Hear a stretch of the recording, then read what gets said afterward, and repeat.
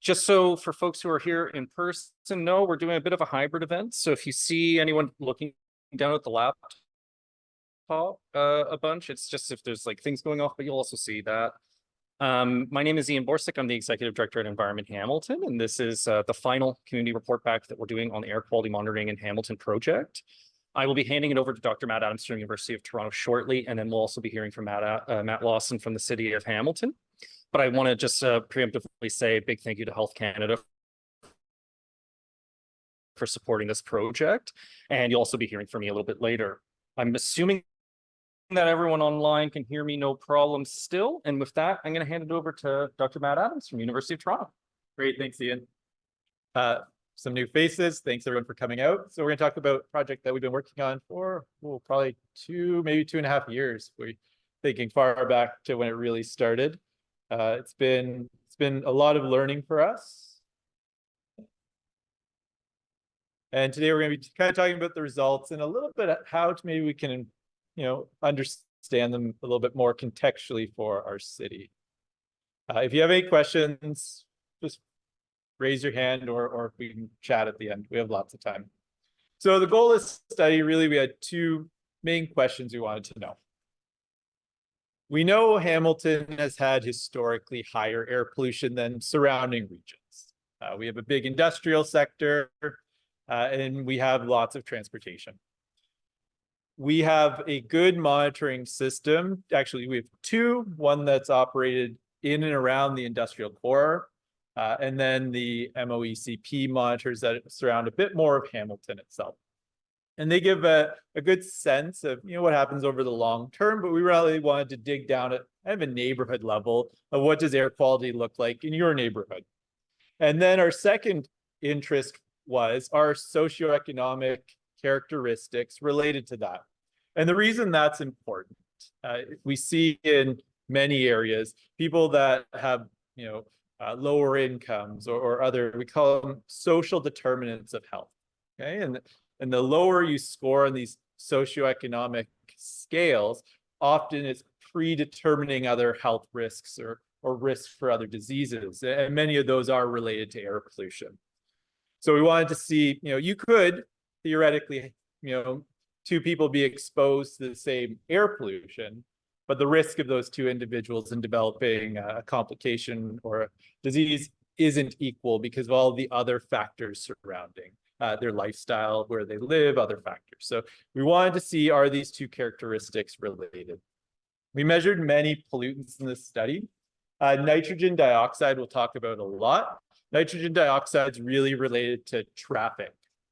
It's like partially comes right out of the tailpipe, but what happens is some precursors come out and fairly instantaneously it ends up in the atmosphere. Another one we looked at is ozone.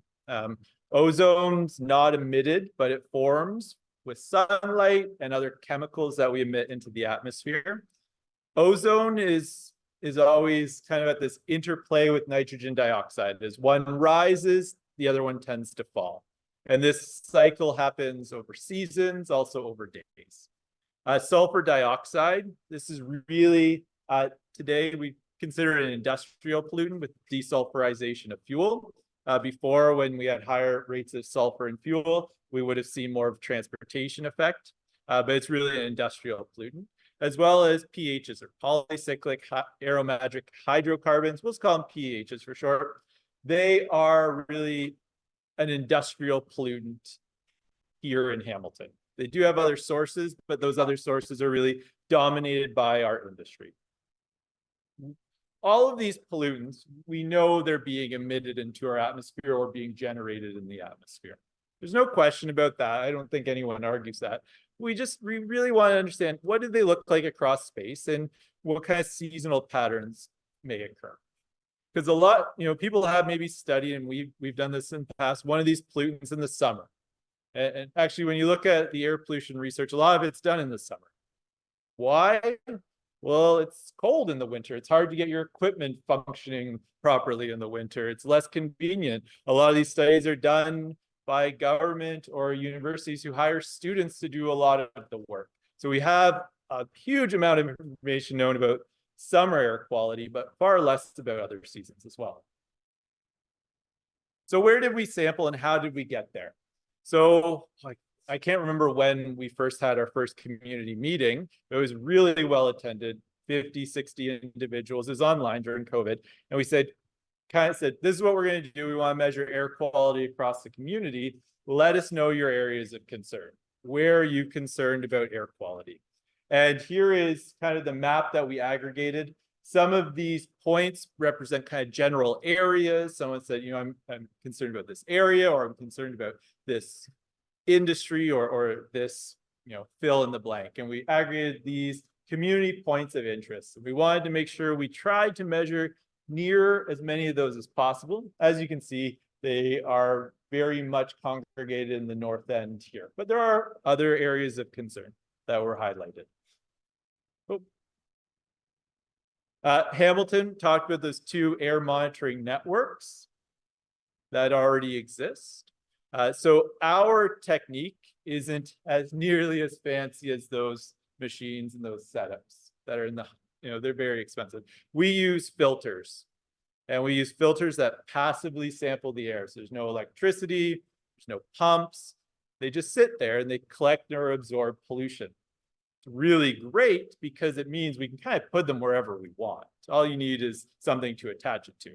But it's not the exact same technique that the ministry or other organizations would be using. So what we did is we wanted to compare our data with their data. Say, do they align? Do they differ? How much do they differ? To allow us to have that comparison over time. I'll tell you right now, for everything we're presenting here, they aligned really well. The agreement was very good. And we shared, in much more detail in our previous presentation. So I'm not sure how well you can see this, but this is where we measured for most of those pollutants. Other than the PAHs, we measured at fewer of those locations. They're just much more time intensive to analyze it and collect and everything like that. We measured once per season over a year time frame. So we made sure to capture at each location, winter conditions, summer conditions, fall and spring. And then we aggregate those all to represent long, kind of that annual or chronic exposure. And, this is something we've done that often gets ignored is, capturing across that entire year as best you can. And it's really important. We have some really interesting weather dynamics with the lake that goes on, especially in the winter. We'll see temperature inversions where in the lower part of the city, below the escarpment, you get less mixing of air. Just the dynamics that go on without getting into too much detail. The air just stagnates in the lower city during certain weather conditions that tend to occur in the winter. So we wanted to make sure to capture, a good idea of what might look like in every season. Samples, most samples, the filters we'd leave out there for 2 weeks. For the PAHs, we need to leave them out there for 2 months. So, we're getting a fairly representative sample. If you lived in and around any of our measurement locations, you might have received a pamphlet like this in your mailbox. We just wanted to, let people know what was going on, that we were sampling in the area. This was actually really great. Probably shouldn't have put my own phone number on it at the time. A little oversight of my grad student who made it and me not checking. But I had a lot of great conversations when when these went out. Community members are very well aware of kind of the situation over many years. We also have lots of new community members in Hamilton. If you've seen, post-COVID, or even just before, like the influx of people into Hamilton who maybe aren't familiar with that history of air quality concerns, this was really helpful. We also put these similar things like this on the post where we were sampling, and that was good. We didn't really lose any samples to vandalism, which is pretty rare. Usually they just get cut down sometimes, or I don't know what people do with them, but sometimes they disappear. But I think this worked quite well. So getting into the results, I don't know how well you can see this, but I'll kind of talk you through it. So this is nitrogen dioxide. It's that transportation-related air pollutant. Okay. The Canadian Ambient Air Standard, which is, actually like quite a strict standard when we compare it globally. It's maybe not the strictest, but it's definitely reasonable. Is 12 parts per billion in the air over a year.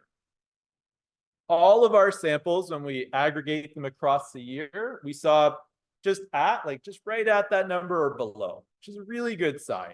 Because this is actually a pollutant we'd be kind of concerned about how Hamilton's progressing. You know, we're seeing an influx of people who are going to be commuters. Commuters means more traffic means more congestion means more transportation related air pollution.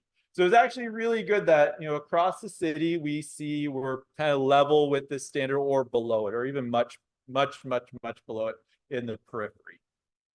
Now, does that standard mean that there's no health effects? No. Air pollution, what we see is from as soon as you get above zero, you start seeing some impacts on health. Okay.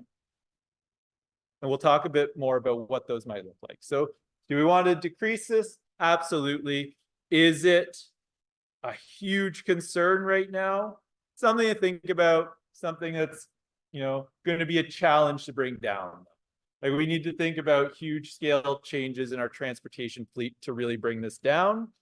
And that's just going to take time. You know, electrification will help bring this down, but, you know, getting a good amount of the fleet electrified really will take time. Okay, so that's the story with nitrogen dioxide. Here's a bit better map. We can see hotspot in around the industrial core, also where we have lots of major transportation. Depending on how you drove here, you know, these interchanges here are just terribly congested kind of all the time.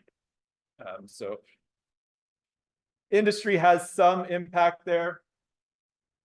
Also, though, you have to think about what's going on here in our kind of down north end, downtownish area.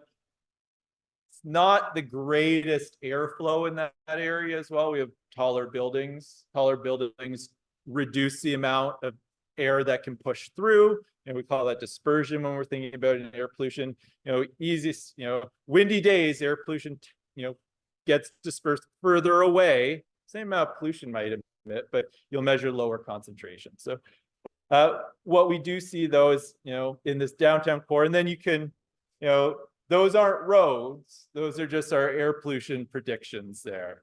And so anywhere there's a road in and around that area, we expect more of this transportation related. Yes.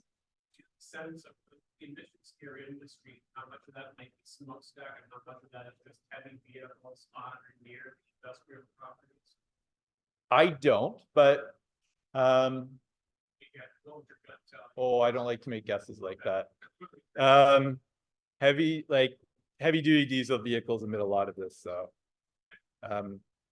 but that information could be semi-accessible through the National Pollutant Release Inventory if you were to dig into. I'm not sure at what level that becomes publicly accessible. Someone has done that calculation to get the pollutant release estimates for the NPRI. I don't have a guess. Ozone. Oh, we have a question online. Oh, yes, sorry, I meant to say that. The question was from the audience, what proportion of emissions in around our industrial core of nitrogen dioxide would come from smokestack emissions versus emissions from heavy duty vehicles in that area? And I don't have a good answer for that. Ozone. Ozone is not directly emitted to the atmosphere. Okay, there's no, I guess in very, very weird, rare cases, there might be, but for the most part, it's not coming out of the tailpipe of your car. It's not coming out of any smokestacks. What happens is the precursors, other chemicals that are in the air, when sunlight's present, they combine just oxygen, like O2 that we breathe, with oxygen, a single molecule of it, to form ozone. And there's a bit more to it, but that's generally what's going on.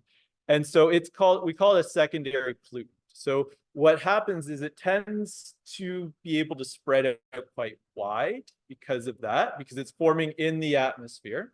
It's also driven by sunlight. So one thing about our measurements here is our measurements captured all day, whatever was happening all day for that sample period. When we really want to look at ozone, often we want to focus in kind of the 8-hour peak. You know, what's the kind of the peak period during the day? Because ozone does have, sorry, I don't know how to dismiss this. Oh, thank you. Oh, done? Oh. Thank you. So, you know, ideally we would have had, you know, real-time samplers at all these locations. Impossible. So we have captured like an integrated sample over the entire day. Should capture the general pattern. What we found, lowest ozone where nitrogen dioxide was highest. And that makes sense. Those two have an interplay. As one goes up, the other goes down and vice versa. They steal chemicals from each other. When we get out to the more rural areas of Hamilton, we actually see quite elevated concentrations. So Hamilton West, air monitor, over by the interchange, the exit when you're coming off the QE to go to McMaster. Okay? There's an air monitor there, which is probably kind of the best representative for ozone across the entire city. That averages about 25 parts per billion. Okay. When we look out in these semi-rural communities, ex-urban communities, we see concentrations that are kind of like 80, 90% higher than that. So this, you know, my interpretation of this is we have high ozone days in the summer. That tends to be when ozone's highest because we need sunlight to create ozone. If our monitors are reading high, it's high downtown, yes. Might be really high in those rural regions, but we don't know. So that's something we need to get a sense of. Like, if we see a huge spike in where our monitoring takes place, which is mostly downtown, do we see that same spike?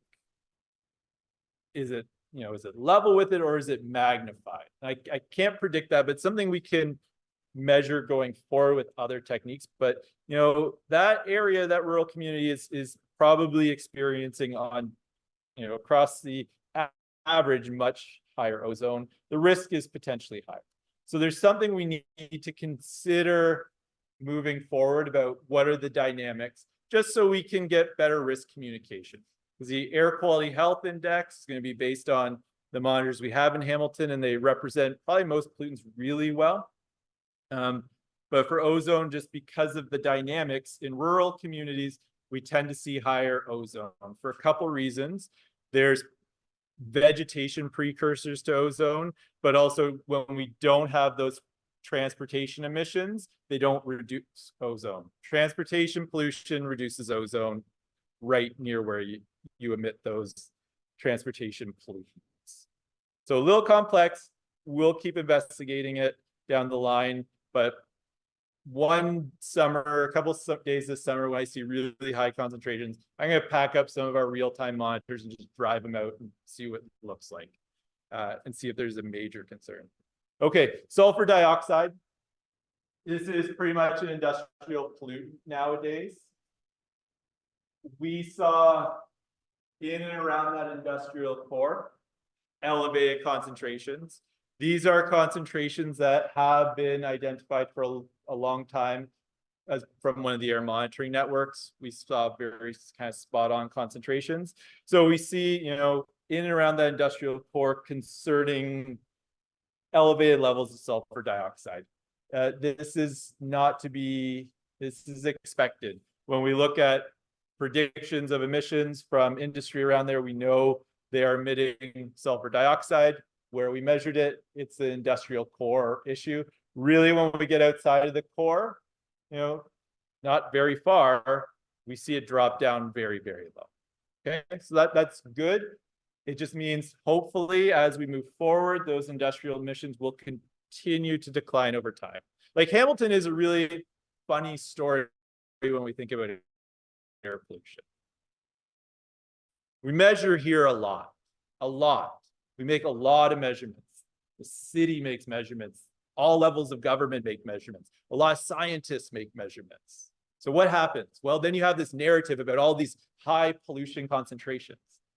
A lot of areas we don't make measurements. And so maybe it's elevated other places as well, but if you just stick your head in the sand, we don't know. So, it's this balance of like Hamilton has this wealth of data for a very long time. And if you look at the trends for, going back, concentrations for all pollutants have been decreasing. Industry's been improving, regulations been, vehicles have been dramatically improving over time with some major steps where we really saw big drops. So, this is elevated.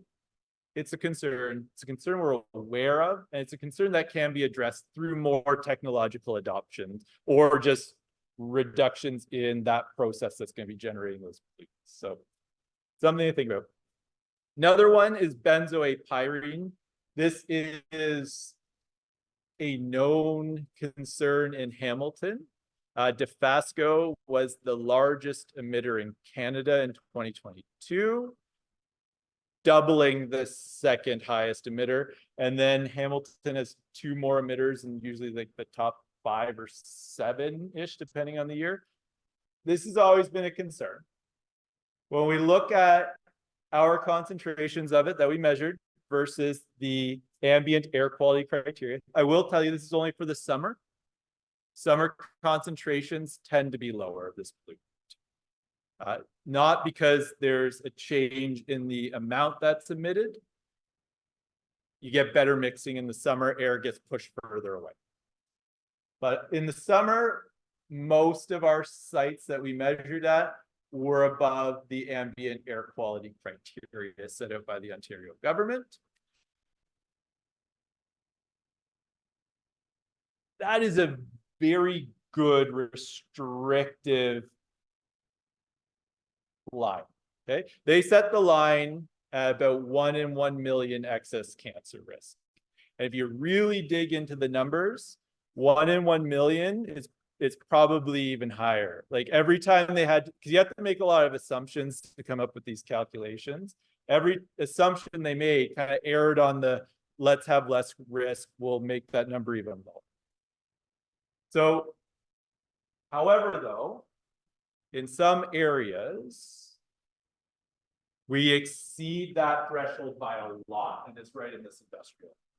Okay, we're exceeding the threshold by quite a bit. So it's elevated across the entire city for the most part, other than our very rural areas. It's very elevated in our industrial core.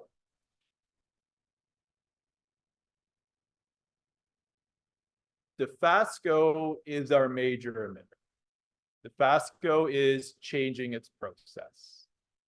As following one of our most recent presentation, for government reconfirmed that project will go through. So, right now, if we see these elevated concentrations in the industry, if we see that electric arc furnace go online and we move away from the current processing as planned and as detailed on everyone's radar, we should see a marked change in this. I can't predict, is everything going to go below the standard, but we should essentially almost eliminate one of the worst emitters in Canada of this pollutant once that goes online in the next few years. So we'll have to see how that goes. So it's concerning levels. It's elevated, quite elevated in that industrial core. Hopefully, though, as we move forward, we see those industrial changes become realized, which just essentially it takes benzene emissions and this emission out of the equation. It's not there any longer. That was a climate change related project that's going to have co-benefits for the air we breathe, which often happens. Like when we think about climate change in our local context, like projects where we reduce greenhouse gas emissions benefit us as a whole, globally as a whole. But at that same time, you are often reducing pollutants in the air that you breathe that are being emitted at the same time as those greenhouse gases. So this is one of these co-benefit situations as we move forward. Talked about benzoate-pyrene. That is typically, it's a PAH. There's hundreds of PAHs, but it's typically the indicator pollutant of toxicity based on the whole suite of pollutants. And what we see is, there's a question here. Are the exact addresses of the sensors available? So I just have a question, great question. Are the exact addresses of these sensors available somewhere? I find it a little hard to tell where they are exactly on the map. Not the exact, but the approximate locations are going to be available. We've worked with the city of Hamilton to develop a mapping portal where you'll be able to access all this data, see what concentrations look like. I think I can't remember where we settled, but probably kind of, an estimate within a couple 100 meters, like not showing the exact location, but, really well represented. So that's going to be online soon, like within. Oh yes, the city of Hamilton is currently not online. They've decided to go away from the internet, but when they come back to it, maybe we will have that. So yeah, you will be able to access that data, look at concentrations that we measured, download it, do with whatever you want. It will be publicly available. So what we saw is we looked at the whole, host of, very concerning kind of, the EPA's identified 16 key PHs, and we saw that, yeah, if we use BAP as an indicator, it works really well. Question? Are these just monitors that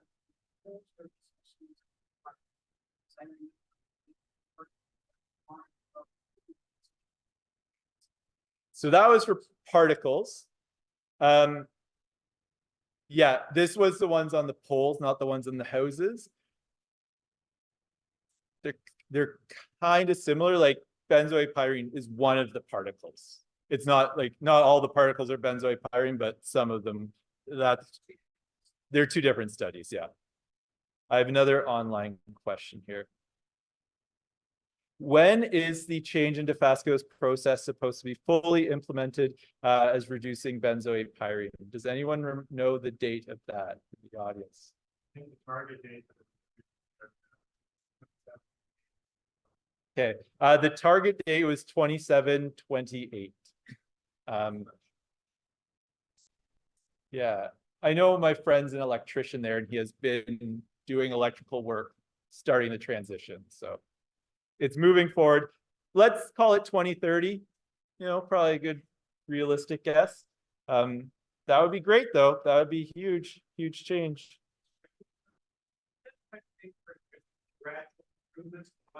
Building, or is it going to be they build something that's going to throw a switch and then they're going to change something? Yeah, I can't answer that question. I'm assuming that there will be,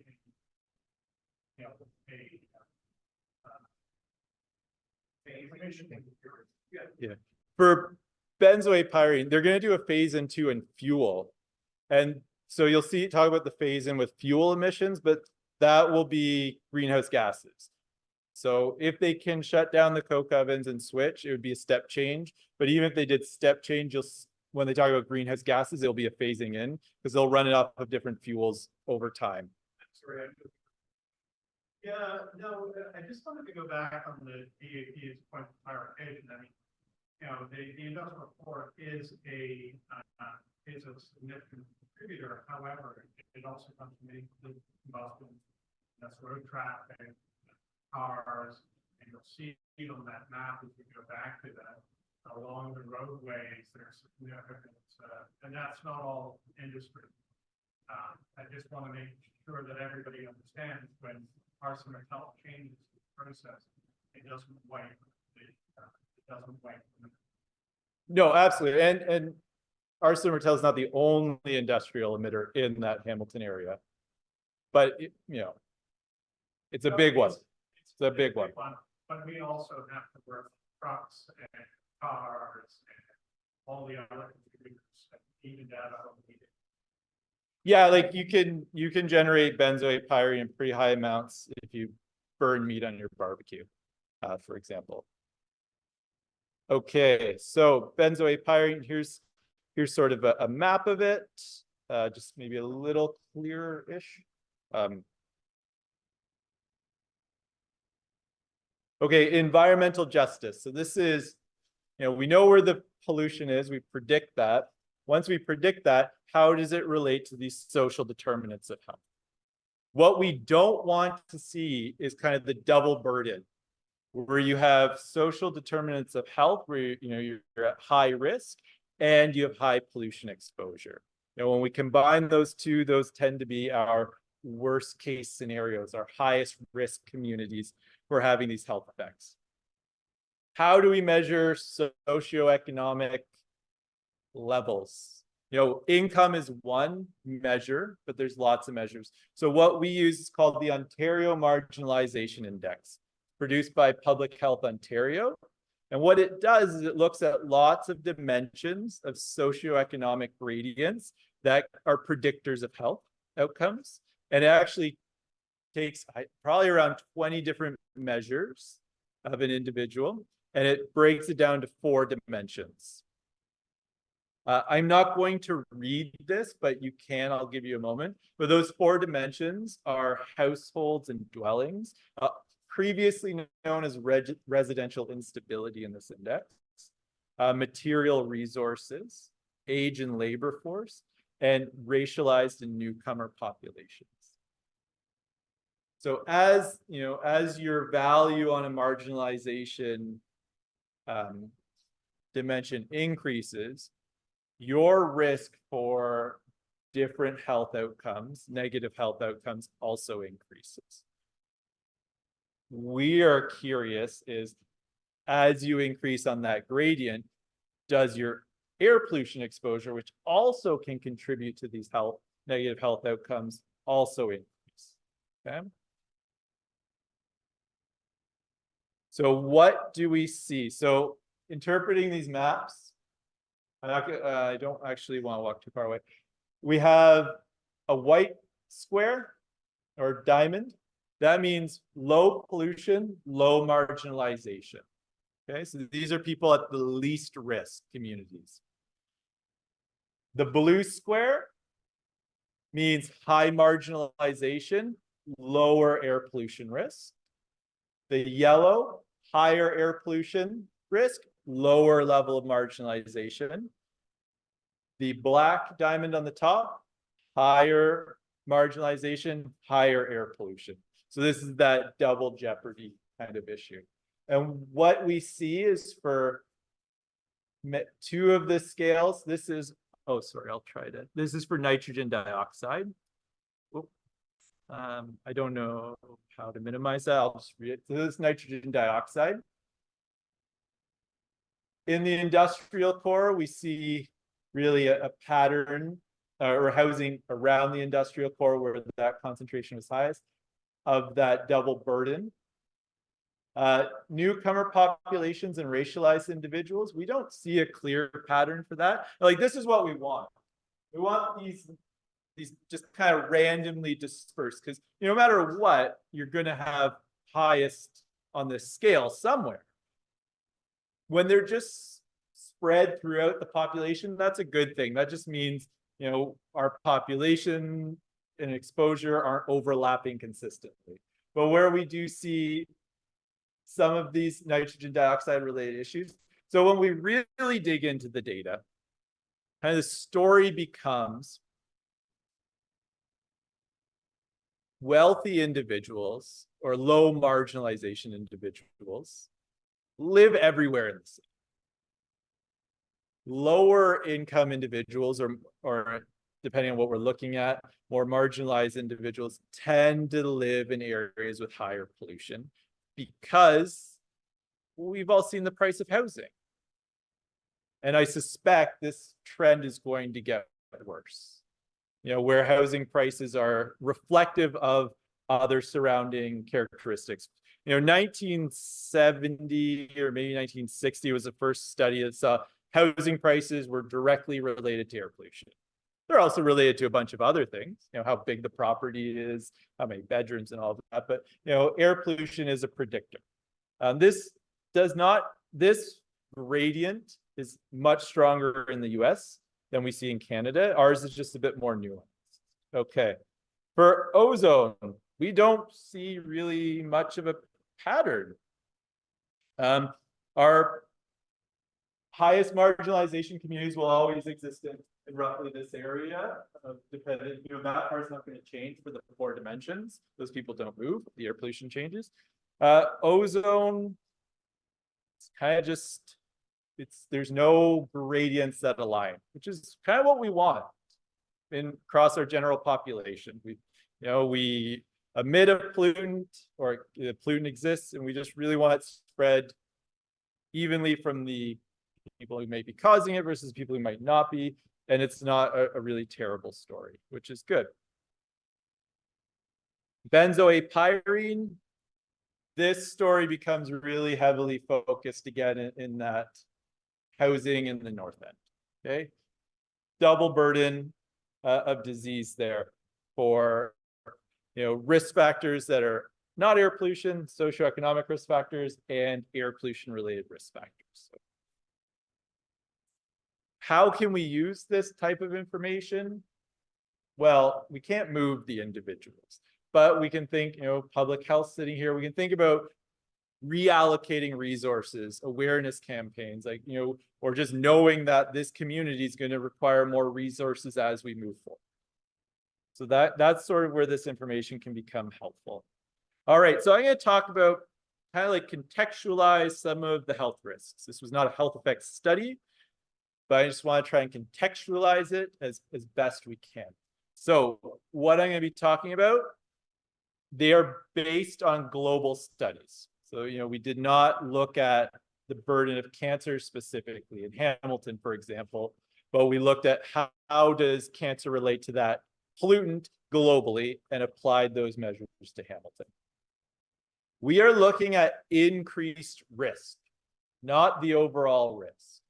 So if I say risk increased 10% across, a gradient, that means that your risk isn't 1 in 10. It means if your risk was 1 in a million, okay, it's just 10% higher, and a lot of our risks are 1 in a million. So I want to just be clear there. Okay, lung cancer.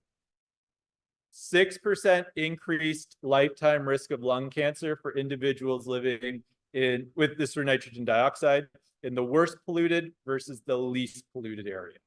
Okay, 6% increase. In Hamilton, now this is 2013, 2015 values, 70 cases per 100,000 people. So, it's not, you don't have a 6% risk. You have a, what's 6% of 70 is 4%. It's a very small, maybe 74 to kind of 60. It's a marginal increase on a risk that's relatively low across the population when we look at cancers. I can't remember what the overall cancer rate in Hamilton is, but it's, or anywhere in Canada, it's quite high.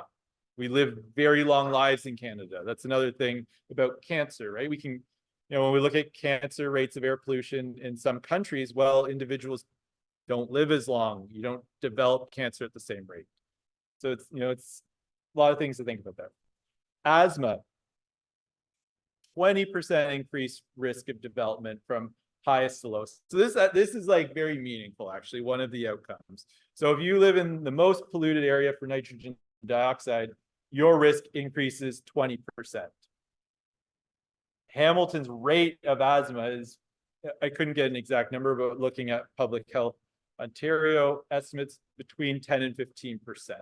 So 20% on that is meaningful. Your personal risk has meaningfully increased there by a little bit. When we look at population levels, yes, in those areas, we need to think about asthma more intensely in that polluted downtown north end, okay? Chronic obstructive pulmonary disease, emphysema, chronic bronchitis, increased risk of 4% for hospitalization. I'm just going to move this. Now, we had just, 238 hospitalizations per 100,000 people in Hamilton. So, it's going to have, meaningful, few more people will come in. 7, we'll call it 8% increase in mortality. Mortality rate was 30 people per 100,000 across all of Hamilton. Okay. So depending on where you live, we'll see that, if that was the average number across all of Hamilton, we're going to see a span of a few more per 100,000 to a few, maybe, I can't do the math in my head right now, but it's pretty marginal shift around that number. So it's a very low risk to begin with. It's a moderate risk. That increase is not 7%. You're not, because you live in the polluted area, just 7% on that 30 out of 100,000. And then prevalence, though, of COPD, you're going to see a 55% increase. And I couldn't find prevalence numbers for COPD, but that's a significant increase. So what we need to think about, our health system, we just kind of need to be aware that, prevalence in some of these neighborhoods will be increased, and we need to make sure that we have those systems in place to make sure that, hospitalizations don't occur, things are treated well, and mortality doesn't occur because of it. Okay, so there's, yes. I'm just wondering, and because we saw the marginalization index combined with air quality in previous slides, I just wanted to confirm here, the percent increase of these negative health outcomes are only a result of the air quality. Yes. Not anything to do with the marginalization. Yeah, there would be a whole other increased burden for these health outcomes for people along that marginalization measure as well. So that's taking that part away. So there's that double burden, but we only calculate the air pollution component of that. So it's COPD that correlate strongly. Yeah, this is nitrogen dioxide, these increased risks. Yeah. So here's the problem in air pollution science, in epidemiology. It's really hard to unravel all of the pollutants that we get exposed to. Like we get exposed, there's like thousands of compounds in this air. Okay, so nitrogen dioxide is kind of the one most health effects studies have used to track transportation related pollution. And so a caveat, is it from nitrogen dioxide? Maybe. We don't have a biological mechanism to understand that relationship. It could be a completely related pollutant that comes out of the tailpipe of transportation at the exact same time. We use this as a tracer for transportation. And so could be from nitrogen dioxide. It could be from something completely different. So that's just the challenge. And it's really hard when we're trying to unravel multiple pollutants to make those estimates. pHs, this is something that people have really been, we're bringing up a lot of concerns about at our previous meeting. So when I look at calculating excess lifetime cancer risk based on the Canadian models for that, 0.01 nanograms is our Ontario standard. Okay? And we met that in a couple of places, mostly in the rural communities. That is a conservative 1 in 1 million risk. Okay, 1 in 1 million people. Remembering, we don't have 1 million people in Hamilton. So your increased individual risk increases up to, at the worst predicted concentrations, about 44 people per million. Or your individual risk increases up to, if you lived 1 million lifetimes doing exactly what you do in that area, your risk is 44 times. Out of those 1 million lifetimes, you would develop cancer from this pollution. Interesting, that relationship is almost linear. It is, yeah, the model is very linear. 50 times higher. Yeah. From 1 to 4. Yeah. So, yes, there is an increased risk of cancer from chemicals like benzoate-pyrene. How much does it impact cancer across the community? It would be very minimal. when we think of all cancer risks and exposures across our community. Yep. You know, and it's, you know, we're aiming, we have a really good goal. You know, 1 in 1 million, that's a very, you know, that's probably, we can't probably beat that, because there's also just natural benzoate emissions. You know, our forest fires, any fire is going to produce that compound. So we're always going to have some in Canada globally as well. So, you know, we're seeing increases, meaningful increases. And, you know, if you are the person who gets cancer from it, that is horrifying. But across our entire population, we have a marginal increase. And so it exists. The concern is there. These numbers aren't specific to Hamilton. We are, you know, I am trying to see if we can do this. The problem, the challenge is because it is so rare, there's not a lot of cases to try and relate to those pollution concentrations over time. But we'll see what we can do. So, conclusions. Nitrogen dioxide, SO2, pH is really highest around that industrial core. NO2 is more dispersed into the city. Ozone, it's something we need to think more about in these rural communities. We're not measuring in real time out there, so we don't know what the risk looks like in those more ex-urban rural communities. And it's something we need to just understand. Does our existing monitoring network during those elevated ozone days in the summer represent risk? Or is risk actually a lot higher? My gut tells me, based on our measurements, that's probably quite a bit higher. And we just need to communicate that in messaging. Okay, those days are thankfully still relatively infrequent, but you know, there's a messaging there. Benzoate pyrene, it's above this Ontario standard. The Ontario standard is actually quite good. We see a marginal increase in risk if we were to apply those risk factors across the entire population relative to all cancer risks. And that's sort of the takeaway. I think, you know, the study gave us a good sense of where we need to think about allocating some additional resources as we, you know, move into the future. We know where it's more likely that individuals are going to get some of these air pollution related diseases. We also see that those align with these social determinants of health. Is there anything unexpected? Probably not, other than this kind of ozone question. Hadn't really, we've done lots of monitoring, but we've never really gotten out that far outside of Hamilton, outside the kind of the core of Hamilton. So there's something going on there that was a little unexpected. So takeaway, Hamilton's air quality on the whole has been dramatically improving decade after decade. Do we still have some spots where I'd like to see the needle move? Yes. Do we have some plans for that? Some of them, yes. Transportation related air pollution, nitrogen dioxide, it's a tough one.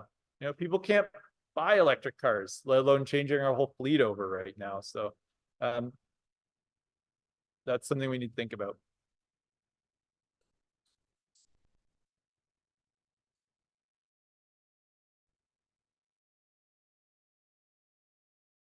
Yes, that is cited. Exact same chemical. When we breathe in, it's very toxic. It's very critical in the ozone layer, but like ozone that we generate here doesn't migrate to the ozone layer. Like there's the air between those systems is independent pretty much.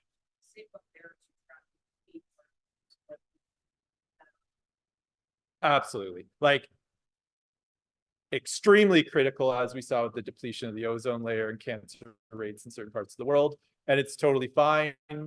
But like that ozone won't come down to ground level and our ozone won't go up to it. They're two independent systems, but same chemical, exact same thing. We're just not, it's just the air we breathe doesn't migrate between the two. When we talked about the SO2, they used regression models, you saw the high concentration with the all, but the benzoate pyrene emissions, as you said, are yes, elevated within the book, but spread across the city. Just go back to one of your first points, just about Hamilton does have an extensive air monitoring network. In your conclusions, like, would this study be kind of enough evidence that, hey, other cities should be measuring benzoate pyrene across their cities, see if there are elevated, maybe not, would they, yeah, maybe, I guess that's the question, like, would this study help to convince other municipalities to undertake this very innovative passive air quality monitoring application to better understand benzoate pyrene or other air pollution better at the neighborhood level? I'm not going to talk about benzoate pyrene specifically in answering this, because that's a kind of a unique chemical in with sometimes disproportionate sources. But I think what we've learned here, and that others, kind of Hamilton's led the way with this study, is like, we now know what happens across an entire city, like, pretty well. Like, we have a really great real-time monitoring network that's capturing those time changes, seasonal, daily changes, and we see how that resolves itself across space. And those, seasonal components were very consistent. I think this sort of study can become very valuable across any city. And kind of on a city by city basis, we just kind of pick out which pollutants we would be most interested in. For example, we're doing the pH study in Kigali, Rwanda this year, in June. Well, like, their pollution concentrations are 10, 100 times higher than our worst concentrations everywhere. So globally, we are very clean. Is it as clean as we'd want it? No, we can still improve. And I think we have plans to improve some of this. And I think what this tells us is, we got some hot spots still, places we want to continue thinking about. And we have some areas that we know probably have very low risk. And, when we think of resource allocation, in any health-related system, it's constrained. And hopefully this can help us start thinking about maybe where we need to reallocate resources over time. Yes. The time frame for which does it get this data from the summer when we were getting impacted by wildfires? No, unfortunately not. Because the wildfire emissions actually kind of good, because it would have kind of thrown a wrench in how we interpret that. But yeah, those were just concentrations that were out of our realm of what we ever observed in this region. We've seen it, here. That's absolutely true. But the fact that last summer there were some days. Yeah. We were among the first in the world We were. because of the fires. Yeah. And every indicator indicates that's going to happen more frequently. My research group is proposing lots of studies to try and improve an understanding of this, but I think there's another online question, Joe. We need to think about, okay, I want to talk about this wildfire thing as we brought up. Here's my major concern about wildfires right now, where we stand. Our wildfire events occurred in June, and that was a really good time for them to occur. Had those occurred in July and August during some of the hottest days of the year, you end up with a community that's at risk. And it's a community that probably lives in multi-unit dwellings, like apartment buildings that don't have air conditioning. And because June, it's hot, but those weren't incredibly hot days. So, what is our plan? It's stay inside, shut your windows. And that's sort of the mitigation approach, is don't expose yourself to the outside air. My big concern is if we see those events in July and August, how does that senior citizen who doesn't have air conditioning make that trade-off between baking in their apartment building versus breathing in very toxic air? And that's something we need to think about collectively, not Hamilton, but collectively, because that is one of the greatest concerns I see about that. Many individuals can protect themselves by staying inside. Your air filter in your AC system will pull out a lot of those particles. You probably, when you went in your house, you didn't smell campfire. as much, maybe to a lesser degree, if you were running air conditioning and keeping the window shut. But there is going to be, there are concerns in my mind that is a risk we need to think about mitigating going forward with, there's going to be more wildfire events. That is what you look at papers from the 70s, they predict what's happening now. And very good time window there. Is there an ambient air standard for SO2? There is, but our data collection approach doesn't really align super well to that, the time frame of that ambient standard. When we look at the time resolved air monitors, so a question online is just, is there an air standard for SO2? How do we compare to it? What we see in SO2 is very spiky. Like you'll see concentrations for a whole week sit really low, like incredibly low, barely detectable. And they'll jump up to 100, 120 parts per billion for a day or two and then drop back down. And it's this acute issue that's really going on. Our system not capable of really measuring that. So we get those big peaks, we get averaged out over time. So we have general trends, but that isn't directly relatable. Really good question though. So yeah, that is everything I wanted to talk about. There's some concerns. We need to think about resource allocation. We've seen dedicated improvements over time though.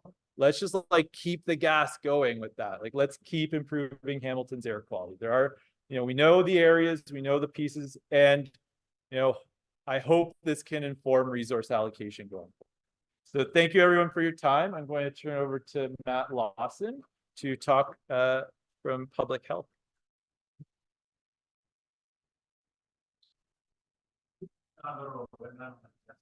Yes, that's the bicycle pedal. Electric power. Solar electric. Especially the tires. Well, thank you very much, Matt. Professor Adams, for the information. I really don't have a talk to add to Matt's, but I just wanted to thank Professor Adams and Health Canada and Environment Hamilton for bringing this project together. Wouldn't have happened without the joint effort through Cleaner Hamilton, is where this actually was formed, as part of a coming together of like-minded, hey, let's learn more about something and let's see what we can do.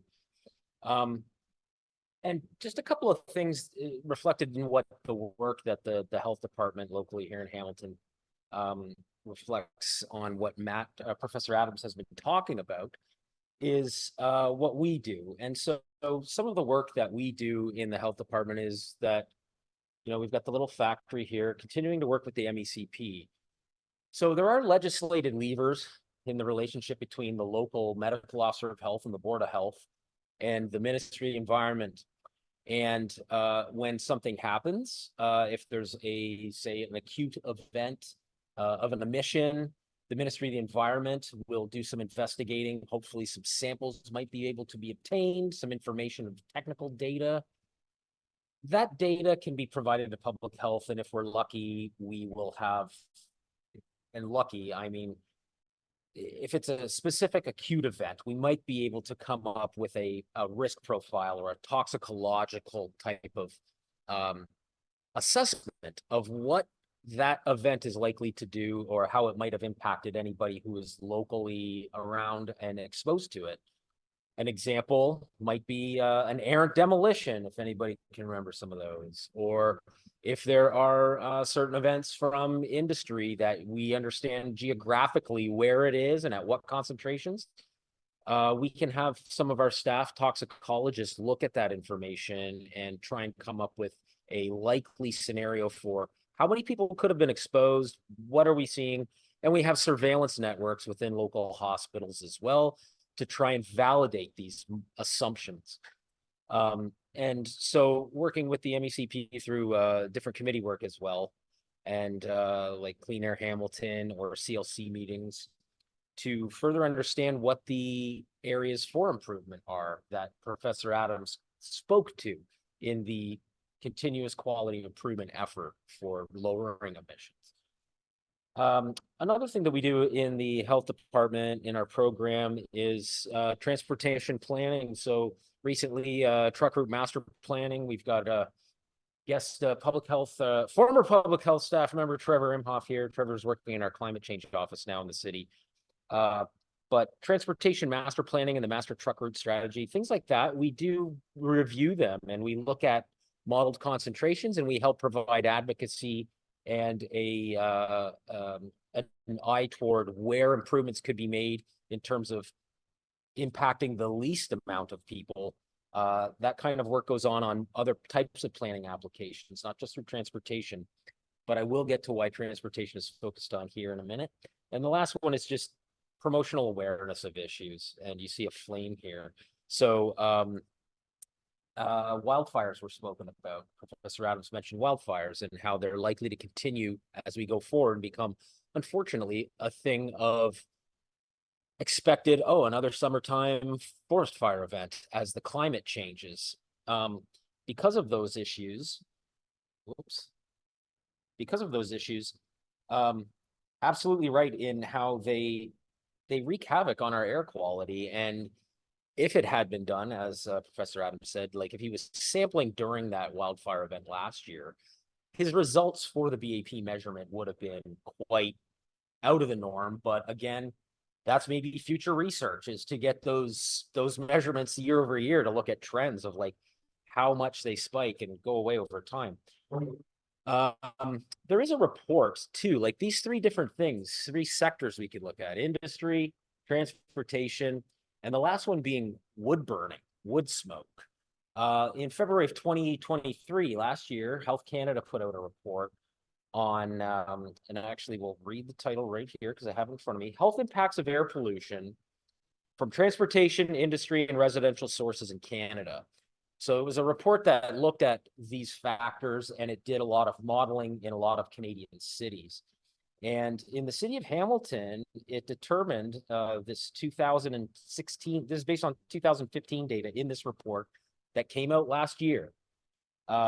It does show that in Hamilton, the three different sectors do contribute, it's estimated, to about 160 premature deaths annually. And then they break those down into each sector.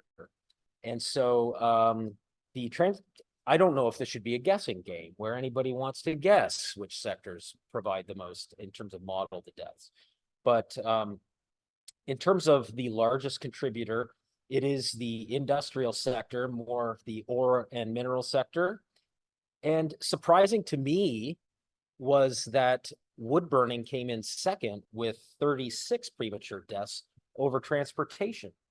And I was surprised that the wood burning and wood smoke came in there. So that's home fireplaces and wood burning.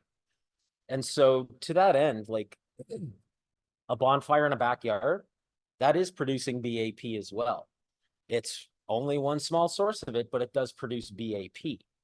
And so if you have many fires throughout a community, through fireplaces, that all adds up, as they say. And so that's just another aspect of, there's no one source to these things. We all have this externality called air, that where an emission is produced, it can mix, and it's very hard to pinpoint a single type of chemical agent on whether it's causal to somebody's illness. People always want to know that, and I don't blame them. I want to know it too. It's a mystery. You'd like to know where, if a certain illness is being triggered by one certain thing. But I just wanted to have that information about, you know, these are some of the last year or two, some of the things that we're working on and focusing, because the evidence is in front of us with some epidemiologic evidence as well about where we should be trying to approach public health's effort on contributing to the advocacy, the promotion and awareness to improving our air quality locally. Does anybody have any questions at all for me? Mr. Duff?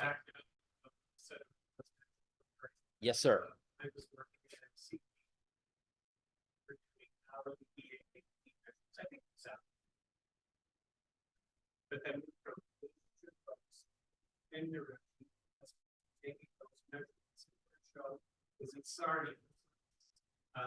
They don't have as much industrial as the B18 there. They do have some. Right. The highest amounts of B18 during the winter, they're coming from the residential part, sorry, not from industry.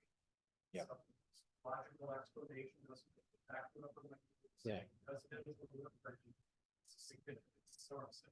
Enough so that in the city of Montreal, any new homes are not allowed to be fire. That's right. Thanks for that note. They have a bylaw in those areas. I think there's a part of Eastern Ontario that also has one in one township, but Montreal does have a bylaw as well for wood burning. And I think a lot of it also has to do with their local geography of having low-lying valley areas where the poor air quality will collect and kind of sit in the bottom of a natural bowl, if you will. It doesn't move along as quickly, but thanks for that info. Yeah, I guess we have the fortune of having a lake, and we do sometimes get wind effect, but we also get the inversion effect, which puts a cap on our air quality at times. Video? Oh, is there a question in the chat? Thanks, Ian. Like, I'm a Luddite. It might be one of the. How can we find all when all this info is available online? I can answer that one. If you've registered for this event, we will certainly be sharing it with everyone. As we alluded to earlier, the city of Hamilton is having some internet problems. So I believe that has slowed things down a little bit with regards to that. And I believe that's all the questions we have online right now.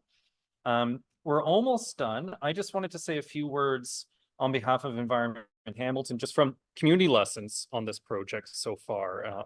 Yeah, sorry, Pascal. No, yeah, you can still ask a question, yes.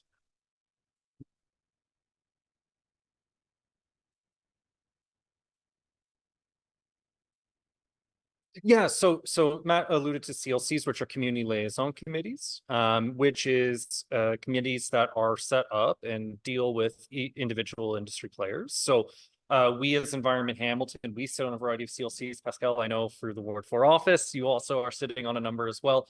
But through those CLCs, the individual industrial players will report to the community. The CLC isn't just nonprofit folks like me, but there are individual citizens that sit on those community liaison committees, and they ask questions and have questions answered from the folks who work for those businesses. So for example, very recently there was an ArcelorMittal Dofasco CLC. A lot of those questions was about the iron oxide emission that we saw back in October. Typically, I believe all the CLCs meet quarterly. And if anyone's interested in participating in one of those or attending them, you can certainly reach out to us at Environment Hamilton and we'll get you looped in. On this topic, very specifically, Matt already alluded to a few points I wanted to make. But I just want to say from the community perspective, there's been an incredible amount of interest in this project. I know Matt Adams and I, for a period of time, we were dealing with a lot of media inquiries from around the city and beyond. But I think to the point of what we're talking about with what this information will provide, not only does it allow public health to act on these issues and MECP and other agencies, but it also allows us to build political will for the necessary changes that we need to see in the city of Hamilton. So yes, converting our fleet of private vehicles into electric vehicles, that will take some time, but there's a variety of decisions that can be made politically by elected officials, and I believe some of them are on the call still right now, that can improve our public transit sector, get vehicles off the road, increase active transportation availability and the like there too. And to Matt's point, when you were saying, when we reduce greenhouse gas emissions, we also end up improving local air quality. I think that's a really key message to take away for both the community, but also our local elected officials. Because at the end of the day, this does seem like it's a significant problem. And for one individual, it seems like, oh, well, what can I do about it? It's just the reality. But at the end of the day, there's a lot of decisions that are being made in the city of Hamilton and in City Hall by our local elected politicians, and having this information readily available by the public allows them to communicate to those elected officials what they want to see happen. And that's why I think that this project has been so valuable. We were already taking questions and answers beforehand, but we have a specific slide for it. So if there's anyone online who has any lingering questions, either for myself, Matt Lawson, or Matt Adams, please speak up, or if anyone here has any additional questions as well. Pascal.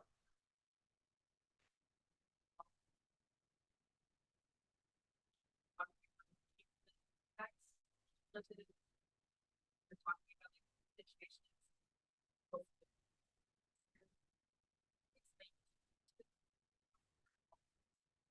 That's important. For example, and then like grade carbon has a little bit more, and then make sure that has a little bit more. How does that all come together?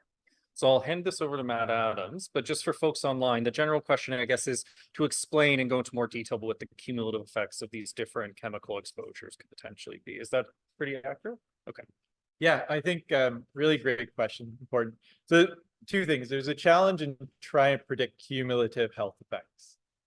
Like the statistical models don't even really exist to try and unravel that. But what we think about is, you know, we breathe a cocktail of pollution, and we can quantify nitrogen dioxide's effect, and we can quantify the effect of benzoate pyrene, and we can quantify the effect of ozone. We are accumulating in our body like these these burdens over time of everything we're breathing in. So that's the first thing. But another thing about emission sources is a lot of studies are called dispersion modeling studies. And what they do is they look at known emission sources that could be tailpipes, you know, across the road, could be stacks, and they try and predict where that goes. What was good about our say is we measure what we call ambient air. It's the air you breathe.